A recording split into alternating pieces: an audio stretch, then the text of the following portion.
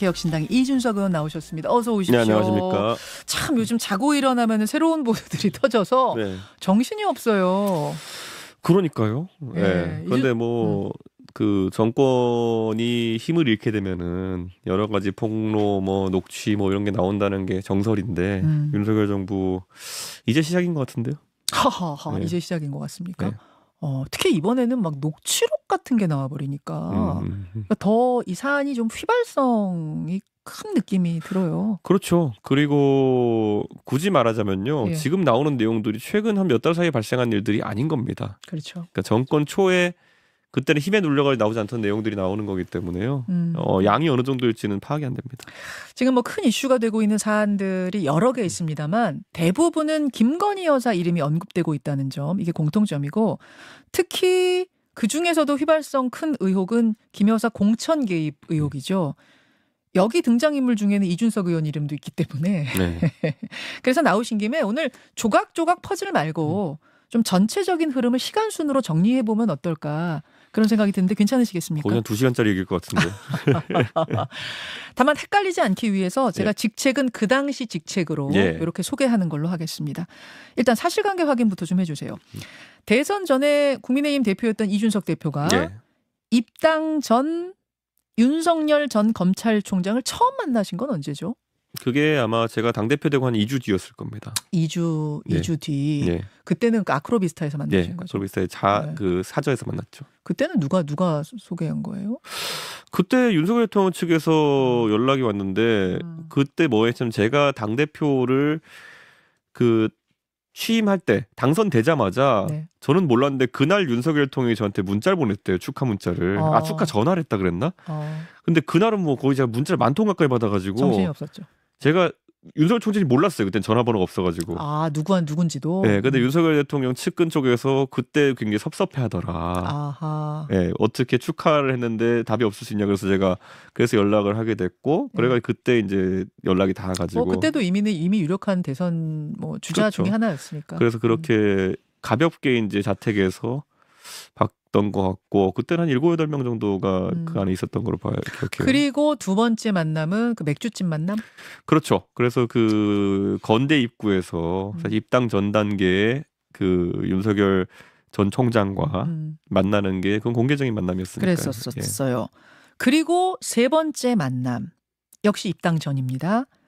그때 만나자는 연락이 명태균 씨를 통해서 왔다는 게 사실입니까? 예, 그건 사실이고요. 그런데 이게 어떻게 된 거냐면 그때는 입당을 하기로 거의 확정 짓는 자리였어요. 중요한 자리였네요. 예, 그때 저희 그래서 인터뷰를 찾아보면요, 패싱 입당이 그 다음에 일어나거든요. 예. 제가 그래서 그때 말하는 게, 아니 입당하기로 해놓고 갑자기 패싱 해버리는 이유를 알 수가 없다. 이래가 그때 이미 공개된 내용인데 그때 명태균 사장이 배석했다는 건 이번에 이제 공개하게 된 거죠. 그 세 번째 만남의 주선자가 명태균 씨였다. 이 얘기는 무슨 의미냐면.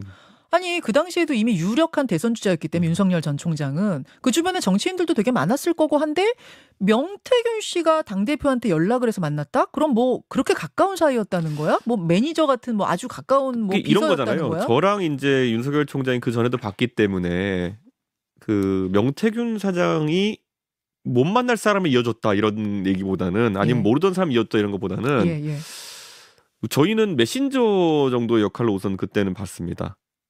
윤석열 전 총장이 뭐 어쨌든 원래 모든 것에 공식적인 라인과 비공식적인 라인이 존재하는 것처럼 그 당시에도 뭐 장제원이라든지 의원들이 친한 사람도 있었겠지만은 의원들 통해 소통하게 되면은 그게 어떻게 퍼져나갈지 모르거든요.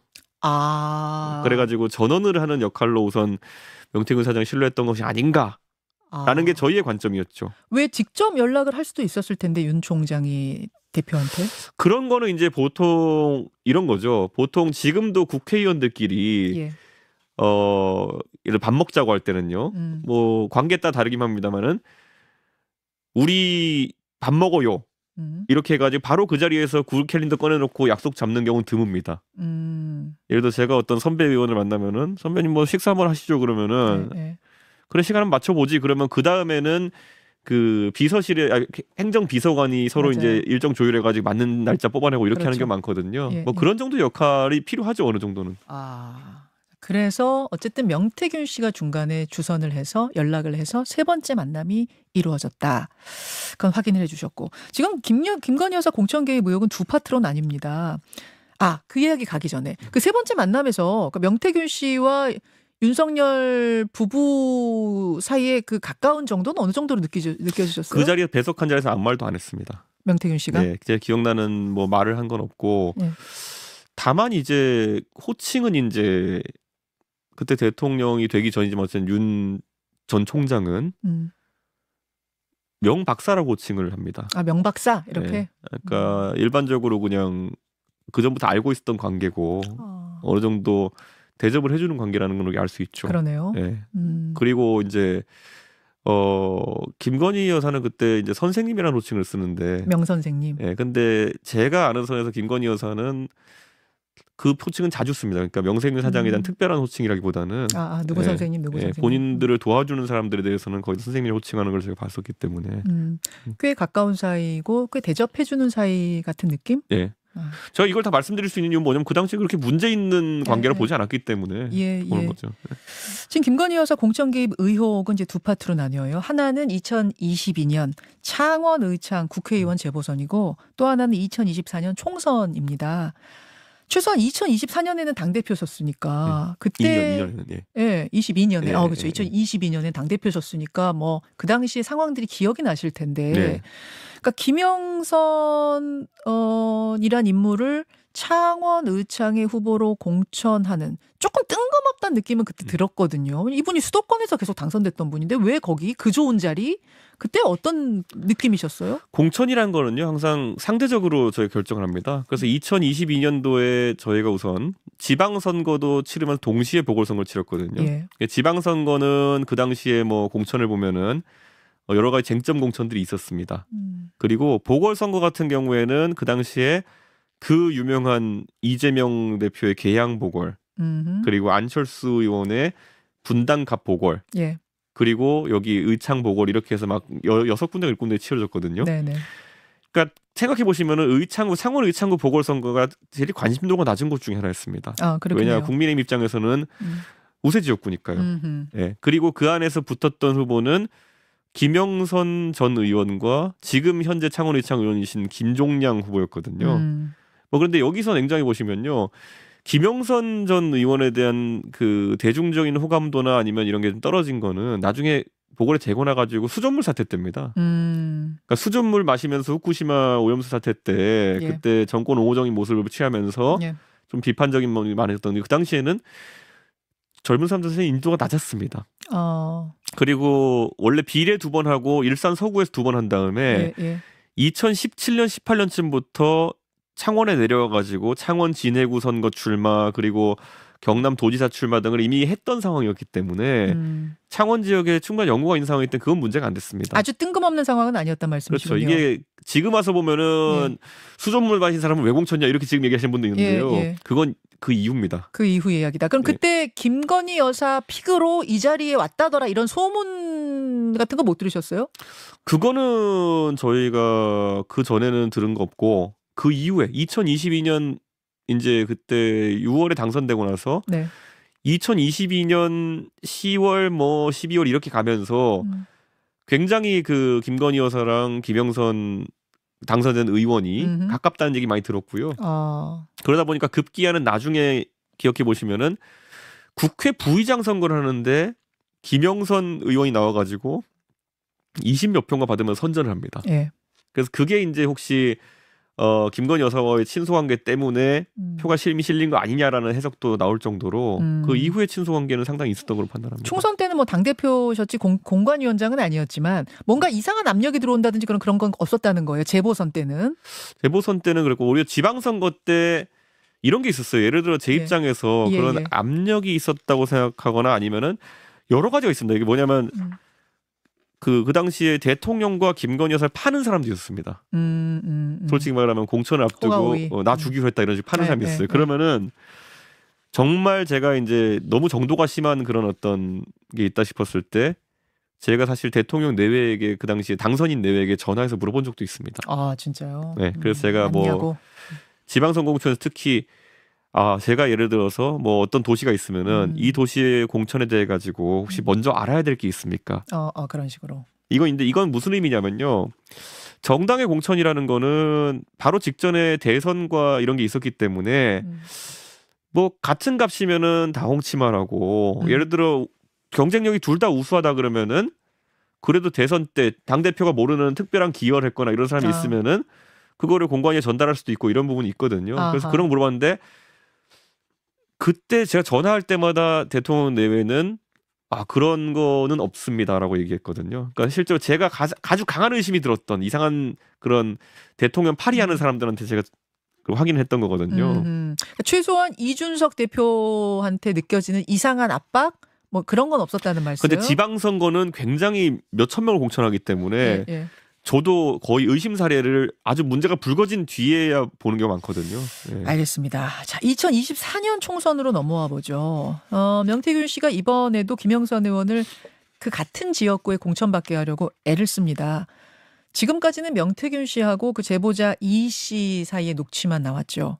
그래서 이제 명태균 씨 허세, 뭐 허장성세일 수 있다는 말도 많았는데 어제 명 씨와 김 여사가 주고받은 텔레그램 내용이 기자에 의해서 복원됐습니다. 제가 이제 복원이라는 표현을 쓴 건 이 JTBC 기자 역시 파일을 받은 건 아니고요. 원본 파일을 뭐 캡처해서 받았거나 이런 건 아니고 명태균 씨가 보여줬다고 해요. 그래서 그 본 내용을 바탕으로 그래픽으로 제작을 한 겁니다. 잠깐 보고 오겠습니다. 명태균 씨가 이렇게 말을 합니다. 이 부분이 정리가 안 되면 당원 가입이 없는 땡땡땡 당선을 주는 겁니다. 김해에서 오선 의원이 당선에서 떨어지면 조롱거리가 됩니다. 여사님, 저를 겪어보시고 도리에 어긋나는 일은 하지 않습니다. 지난 대선 때 몸이 부서져라 대통령을 도왔습니다. 여사님, 뭐 이렇게 얘기해요. 그러자 김건희 여사가 단수는 나 역시 좋지. 기본 전략은 경선이 되어야 하고 지금은 김영선 의원이 약체 후보들을 만나서 설득해 나갈 수밖에 없다. 자, 명태균 씨는 이렇게 말을 했다고 해요. 9차례 김건희 여사한테 문자를 보냈는데 텔레그램을 보냈는데 김 여사한테는 저 답장 딱 한 차례가 왔다. 9차례 중에 8차례는 답을 못 받았고 한 차례 답이 왔는데 딱 저것이다라고 하면서 기자에게 보여줬다고 합니다. 이준석 의원도 명태균 씨가 보여준 그 텔레그램 내용을 본 유일한 사람이었었잖아요, 지금까지. 네. 자, 뭐 공개한 유일한 사람. 보신 내용이 저 내용과 일치합니까? 그러니까 제가 항상 이거에 대해서 뭐 워딩이라는 걸 확인해달라는 얘기가 왔을 때 조심스러웠던 거는 명태균 사장이 저한테 다 보여줬다는 확신이 없었습니다. 그러니까 실제로 캡처가 전체가 몇 장인지도 모르고 제가 본 거는 한두 장에 불과한데 저 내용은 그것보다 길어 보입니다. 이준석 의원이 보신 내용은 저 내용보단 좀 짧아요. 그래서 저는 그럼 김건희 여사가 저 말한 부분은 일치합니까? 저것도 정확하게 제가 본 거 워딩이 일치하지 않지만 취지는 똑같습니다. 그러니까 뭐냐면 결국에는 경선을 할 수밖에 없고 도와줄 수 없다. 경선을 할 수밖에 없고 내가 도울 수 있는 건 없다. 내가 도울 수 있는 건 없다. 그러니까 지금 정확히 말까지 막 토시까지 같은 건 아니겠지만 저 취지는 맞다. 그러니까 제가 약간 워딩이 다르다 느꼈던 게 뭐냐면 저기 단수는 나 역시 좋지 이게 그대로 옮겨져 온 게 아닌 것 같은 게 김건희 여사가 명태균 사장과 관계에서 약간 반말에 가까운 표현을 하는 경우를 저는 본 적이 없거든요. 그럼 보신 거에는 반말은 아니었어요? 그렇게 기억이 됩니다. 예. 저도 이제 6개월 넘어가지고 아주 워딩이 기억나는 건 아닌데 물론 토시까지 뭐 기억할 수는 없겠지만 단수는 나 역시 좋친지 모르겠지만 저희 내용을 보신 거예요? JTBC 기자도 그걸 뭐 찍어가지고 이거 옮긴 게 아닐 테니까요. 네네. 본인이 뭐 메모하거나 이렇게 해서 옮긴 건 테니까요. 그래서 저는 근데 이제 보시면은 제가 왜 저게 완결성이 떨어진다고 했는지 아마 아실 겁니다.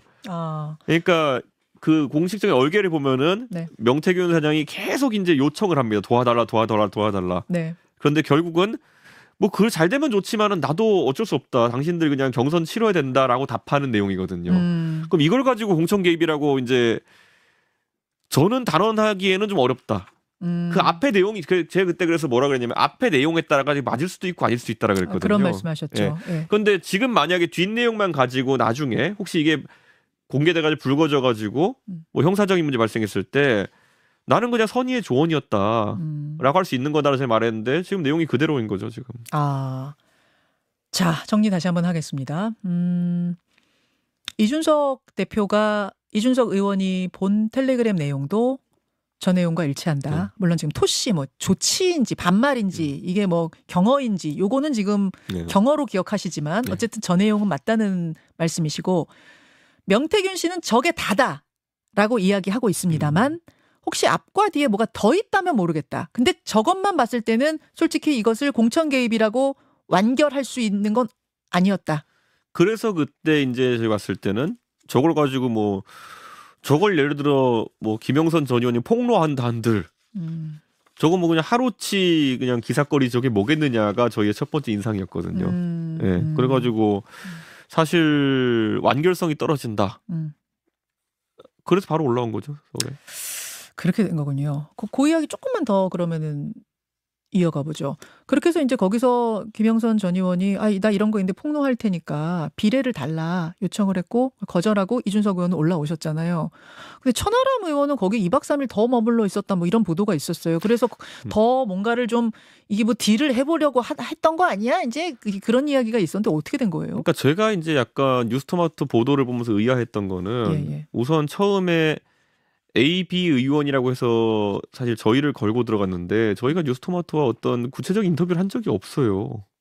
그러니까 저희와 식사 자리에서 나왔던 내용을 그냥 흘려듣고 나머지를 조합한 건데 그러다 보니까 대화가 거기엔 저희가 한 문장으로 뭔가 제보한 것처럼 돼 있지만은 버라이어티한 내용을 썩다 보니까 내용이 좀 이상합니다. 그러니까 저희가 뭐 면책 특권 인자를 폭로하겠다고 했다느니 뭐 이런 거 저희는 그런 말 한 적 없거든요. 아 그렇습니까? 네, 그리고 두 번째로 또 내용을 살펴보면은 그 천하람 의원이 2박 3일 동안 거기 있었다고 무슨 칠불사 관계자가 이야기했다고 나오는데 그런데 천하람 의원은 제가 서울 올라갈 때 자기 순천집 갔습니다.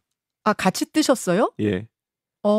그래서 그게 어떻게 된 거냐면 2박 3일 동안 거기 먹고 자면서 이렇게 한 게 아니라 다음 날 또다시 무슨 뭐 더 추가할 내용이 있다 그래가지고 제가 듣기로는 저녁쯤에 그 천하람 의원이 그 칠불사로 갔다고 합니다. 그러니까 가깝죠 거기가 순천이랑. 순천은 가까워요. 엄청 가까워요. 가까워요. 그래서 뭐가 더 있다고 하니까 그것도 확인하러 가셨던 거예요. 그렇죠. 그런데 사실 그러다 보니까 이걸 뉴스토마토 쪽에서 그걸 정확히 취재를 안 한 건지 아니면은 진짜 2박 3일이란 말을 그쪽에 들은 건지. 자 그럼 천하람 의원이 다시 가서 다시 확인한 그건 뭐였어요?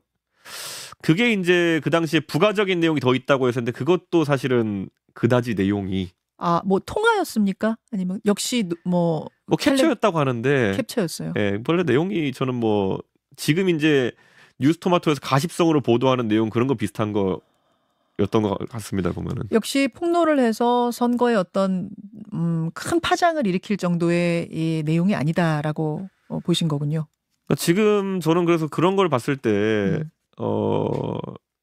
이런 거죠. 그러니까 저희가 1차적으로 거절한 거는 사실 굉장히 내용이 빈약했기 때문에 첫 번째 그렇고요. 그러면 어떤 사람들은 또 그러면 내용이 안 빈약했으면은 뭐 비례 주려고 했냐 이런 식인데 그거는 전혀 사실관계가 다릅니다. 그거는 예. 저희가 처음에 갔을 때는 비례에 대한 얘기를 듣고 간 게 없습니다. 아하. 예.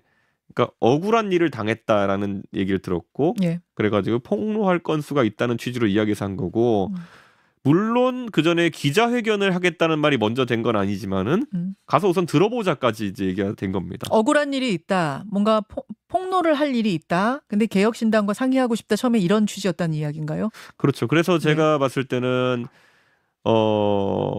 이게 사실 저희 입장에서 굉장히 조심스럽게 할 수밖에 없는 게요. 처음에 내용이 너무 빈약해가지고 저는 이런 생각도 했어요. 우리랑 얘기한 거 하면서 내용을 다 보여주지 않고 우리랑 얘기한 내용을 가지고 거꾸로 다시 국민의힘 측에 얘기하려는 건가? 저쪽하고 딜 치려는 건가? 뭐 이런 의심을 하죠. 너무 그 가능성도 배제하지 않았어요. 왜냐하면 저희가 봤을 때 이걸로 어떻게 됩니까? 그래서 제가 그때 새벽 4시에 올라오고 난 다음에 아침 10시에 명태균 사장은 전화를 합니다. 그래서 제가 아까도 말씀드렸지만은 진짜 제가 다시 생각해봐도 이거는 정말 뭐 언론 기사감도 안 되는 것 같다.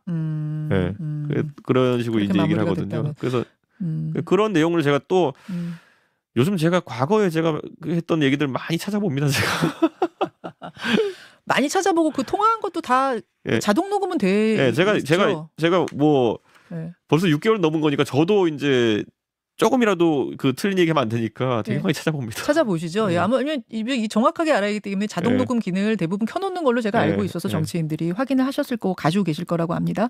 지금 국감에서 이 내용 알려진 이 내용 외에 다른 것이 나올 수 있다. 즉 통화 내용이 김건희 여사의 목소리로 나올 수 있다는 이야기가 있거든요. 네. 혹시 이 통화 관련해서는 아시는 바가 있습니까? 그러니까 김건희 여사와 누구와의 목소리냐가 우선 첫째로 그 고민해봐야 될 건데요. 김건희 여사와 명태균 씨 사이의 통화 내용을 명태균 씨가 사람 많은 데서 이렇게 스피커폰으로 들려주는 걸 제3자가 녹음한 게 있다. 다만 제3자 녹음이다 보니까 이게 다른 데서는 공개를 못하고 면책 특권이 있는 의원이 국회에서 한다. 이런 얘기더라고요. 근데 그거 자체도 이제 또 제가 요즘 보니까 완결성이 떨어진 얘기입니다. 그렇습니까? 왜냐면은 그 통신비밀보호법에 따르면은 예. 국감장에서 틀면은 국감장의 의원은 면책되지만은 예. 녹음한 사람은 처벌됩니다. 아 그래요? 예.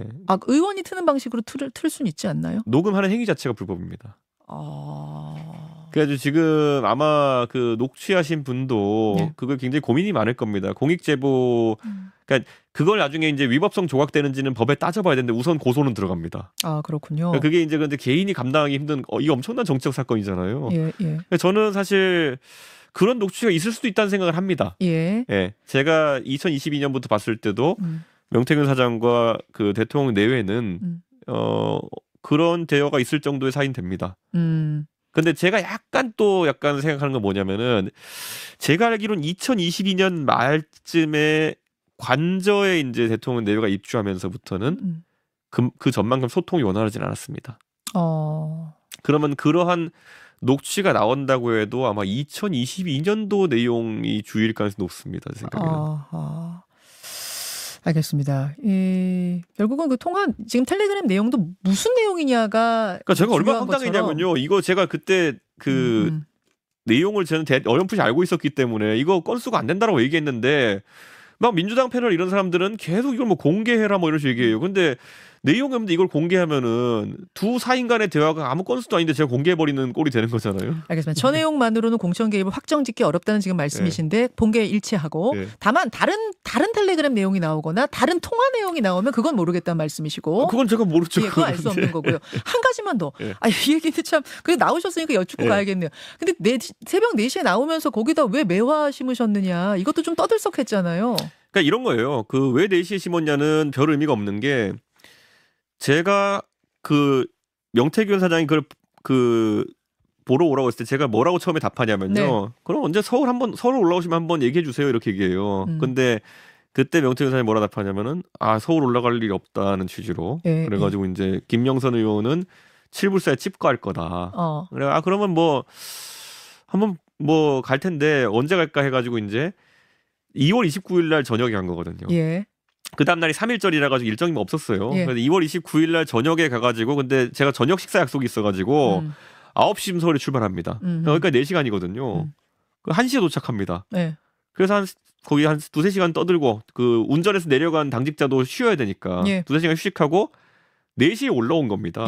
올라오니까 올라올 때 저희 카니발 차량 앞에다가 그때는 홍매한지도 몰랐어요. 뭘 갖다 놓고 뭐 온 김에 기념 식수 한번 하시죠 그래가지고 하고 간 건데. 근데 주지스님은 그런 거 부탁한 적이 없다 또 이렇게 인터뷰를 하신 게 있더라고요. 그러니까 그것도 잘못된 게 뭐냐면은 지금 확인해 보면 또 제가 이제 보면 저는 뭐라고 했냐면 부탁이 아니라 이렇게 얘기했어요. 그 심은 곳이 주지스님 방 바로 앞에 있는 그 1m 지점인데. 우리가 주지스님 허락 없이 거기다 아무렇게나 심고 오는 게 말이 되느냐라고 얘기했어요.